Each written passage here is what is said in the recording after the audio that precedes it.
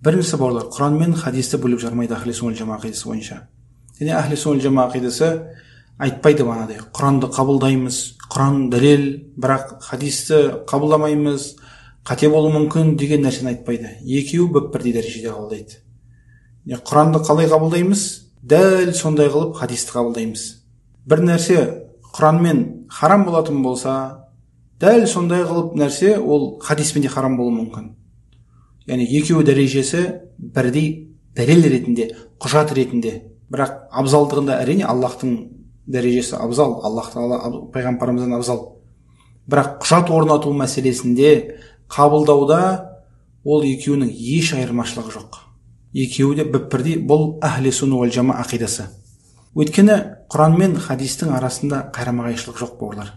Егер де бір арасында қарама-қайшылық болатын болса, Құран хадиске қарама-қайшы келетін болса, кейбір аяттары кейбір хадистерге қарама-қайшы келетін болса, ол кезде айтуға болатын еді. Бірақ Құран мен хадисте ешқандай бір-біріне қарама-қайшы жоқ. Сол себептен ахли сунна уал жама ақидасы Құран мен сүннетті екеуін ажыратпайды. Екеуін бірдей қабылдайды. Егер де біреу айтатын болса, Құранда бағандай қарама-қайшылық бар хадиске дейтін болса, ол надан кісі, яғни сондай бұл көрінген оған, ол жауабын білмеген надан кісі, әлде әузу билля бағандай жаман мақсаты бар кісі. Үшіншісі жоқ. Осы екеуінің біреуі. Егер Құран мен хадисте, әлде хадис бір-біріне жалпы қарама-қайшы бар дейтін болса, дінде, ислам дінде, ол екі кісінің біреуі болады. Надан, яғни соның арасын қосуға болатын білмейтін кісі, білім алмаған жахил кісі. Екіншісі ол бір жаман мақсаты бар кісі. Екеуінен басқа үшіншісі жоқ. Аллах Тағала Құранда айтқан, пайғамбарымыз саллаллаху алейхи вассалам турасында деді: "Ва ма янтиқу анил хауа" дейді. "Ин хуа илля вахюн юха" дейді. Ол дейді, бір нәрсені өзінің нәпсісіне сүйеніп айтпайды дейді. "Ин хуа илля вахюн юха". Оның айтатыны тек қана ол вахи ететін вахи дейді. Вахюн вахи юха. Вахи етілетін, яғни Аллахтан келетін оған. Сондықтан хадистерде, Құран аяттарда бір жерден келіп жатыр. Аллахтан келіп жатыр. Аллах Тағала пайғамбарымызға вахи етеді, хадисті, әлде аят болатын болса, аят қылып шығарады, ал хадис болатын болса, ол пайғамбарымыз саллаллаху алейхи вассалам өзі айтады. Тек қана айырмашылығы ол ұлықтығында. Аллахтың сөзі әрине пайғамбарымыз сөзінен ұлы. Құжат мәселесінде екеуі де бірдей. Бұл нәрсені түсіну үшін, анықта да терең түсіну үшін, Құран мен хадистің арасындағы байланыстарын түсіну керек. Құран мен хадистің арасында бір байланыстар бар. Сол нәрсені түсінсең, иншалла бұл нәрсені жақсы түсінесің. Құран мен сүннеттің арасында бауырлар 3 әлде 4 байланысы бар. Біріншісі, сүннет Құрандағы бар нәрсені әкеледі. Екіншісі, сүннет Құранды түсіндіреді, баяндайды. Ал үшіншісі, сүннет Құраннан бөлек қосымша үкімдер, мәселелер әкеледі. Ол үшінші, төртіншісі, яғни оны қазір айтамын иншалла. Біріншісі бауырлар, сүннет Құрандағы нәрсені әкеледі. Яғни Құранда бір аят келеді, дәл сондай хадис келеді. Мағынасы сол, бірақ әртүрлі сөзбен болса да. Мысалы, Аллах Тағала Құранда бір нәрсеге намазға бұйырады, пайғамбарымыздың хадисінде де көресің, пайғамбарымыз саллаллаху алейхи вассалам намазға бұйырып жатырған. Әлде Құранда серік қосуға болмайтынын баяндап жатырған болса аятта, пайғамбарымыздың хадисінде көресің соны. Яғни пайғамбарымыз саллаллаху Құран мен хадистің арасындағы бірінші байланыс сүннет, хадис Құрандағы нәрсені әкеледі біріншісі. Бұған мысалы өте көп Құранда, хадисте. Құран бір нәрсеге бұйыратын болса, хадисте соны, сүннет сол нәрсеге бұйырады. Бір нәрседен тыйым салған болса, хадисте соны тыйым салғанын көресің. Ондай мысалы өте көп. Бұл біріншісі болар. Екінші байланыс, сүннет Құранды баяндап түсіндіреді. Аллах Тағала Құранда айтқандай: "Ва анзална илейка зикра литубаййина линнаси ма нуззила илейхим" дейді. Саған дейді, зікір түсірдік дейді, яғни Құранды түсірдік дейді. Литубаййина линнаси дейді, адамдарға түсіндіру үшін дейді, ма нуззила илейхим, оларға түскен Құранды, зікірді адамдарға түсіндіру үшін саған зікір, Құранды түсірдік дейді Аллах Тағала. Түсірдім дейді, яғни. Енді бұл екінші Құран деген, сүннет Құранды баяндайды, түсіндіреді деген астына тақырыптар кетеді. Біріншісі бауырлар, екіншінің түсіндіреді, баяндайды, екіншінің біріншісі. Әлде А десеңдер болады, А. ол сөздерді тәпсірлейді. Яғни бұл екіншісіне кіреді, түсіндіреді, баяндайды дегеннің ішіне кіреді. Біріншісі бауырлар келетін, ол сөздерді тәпсірлейді. Яғни сүннет Құранның кейбір сөздерін тәпсірлейді. Оған мысалы Аллах Тағала Құран айтқандай, лиллазина ахсанул хусна ва зияда дейді. Ихсан, жақсылық істегендер үшін дейді, жақсы нәрсе бар дейді, және артығы бар дейді.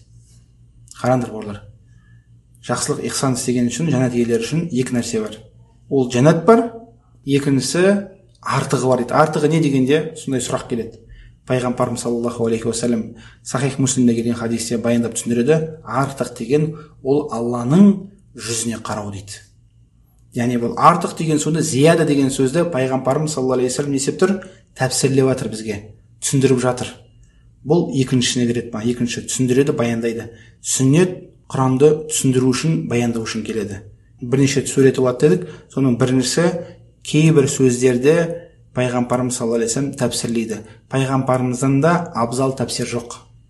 Адамдардың ішінен ең абзал тәпсир ол пайғамбарымыздың саллаллаху алейхи уассалам тәпсірі.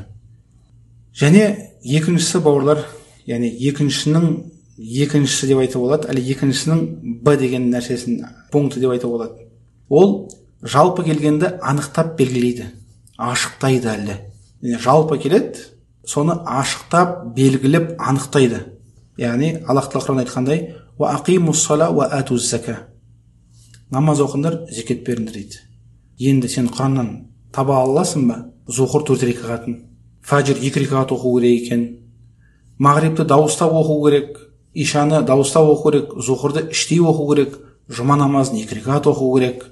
Әлде зекет бергенде 5 түйеден 1 қой беру керек, 25 түйеден 1 жылдық түйе беру керек, 30 сиырдан 1 сиыр беру керек, 40 қойдан 1 қой беру керек деген нәрсені Құраннан таба аласың ба? Жоқ. Пайғамбарымыз саллаллаху алейхи уассалам ол келді де сүннеті ашықтап, анықтап, белгілеп берді.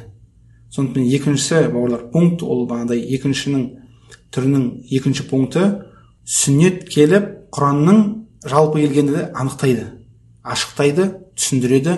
Бұл екіншісі бауырлар. Екінші пункт, екінші түрінің екінші пункті десек болады. Үшіншісі бауырлар, жалпылама келгенде шектейді. Егерде Құранда бір нәрсе жалпылама келетін болса бауырлар, хадис келіп оны шектеп қояды. Тікелей сол аяттағындай емес дейді, бәрі олай түгелей түсініп кететіндей. Бұл нәрсе кіреді, бұл нәрсе кірмейді деп шектеп белгілеп қояды. Оған мысалы Аллах Тағала Құран айтқандай, хурримат алейкумул майтату вад-даму ва лахмул хинзир дейді. Аллах Тағала Құран айтады, сендерге дейді, өліксе дейді, қан және доңыздың еті харам болды дейді. Бұл аятқа қарайтын болсақ бауырлар, бүкіл өліксе харам болады. Бүкіл қан бауырлар харам болады.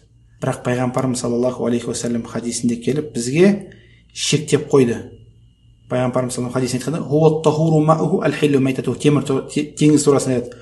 Бұның суы таза дейді, өліктері халал дейді.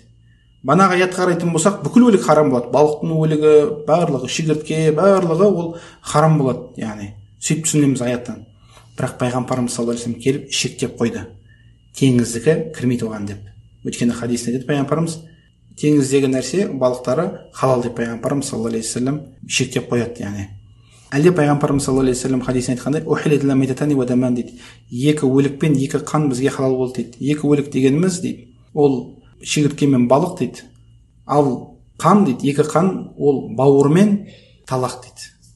Өйткені талақ пен бауыр ол екеуі де қан. Аятта не ал деп тұр? Қан харам деп тұр. Қан сіздерге харам болды дейді. Пайғамбарымыз саллаллаху алейхи уассалам келді, бүкіл қан емес дейді, бауыр мен талақтан басқа деп пайғамбарымыз шектеп қойды. Сондықтан бауырлар, пайғамбарымыз саллаллаху алейхи уассалам сүннеті Құранда келген аятты шектейді. Әлде басқа аятта Аллах Тағала уассариқу уассариқату фақтау айдияхума дейді. Яғни ұрлаған еркекті әйелді қолдарын шабыңдар дейді. Егер тікелей түсінетін болсақ, иқтан шауып тастау деген мағынаны түсінеміз. Бірақ пайғамбарымыз саллаллаху алейхи уассалам сүннетіне оны баяндап берді бізге, ашықтап шектеп берді. Яғни ол білектен шаулады деп қол. Иқтан емес. Яғни пайғамбарымыз саллаллаху алейхи уассалам Құранда келген нәрсені жалпылама келгенде шектейді. Бұл бауырлар үшеуі де, үш пункттың үшеуі де пайғамбарымыз саллаллаху алейхи уассалам сөзді тәпсірлейді Құранның. Және жалпы келгенде анықтап, ашықтап баяндайды. Әлде жалпылама келгенде шектейді дегеннің үшеуі де түсіндіреді, баяндайдың екінші түріне кіреді. Сонымен қайтып айтамын бауырлар, Құран мен сүннеттің арасында үш байланыс бар. Біріншісі, ол сүннет Құрандағы бар нәрсені әкеледі, екіншісі ол түсіндіреді, баяндайды, ал үшіншісі бауырлар сүннет Құраннан бөлек қосымша үкімдер әлде мәселелер әкеледі.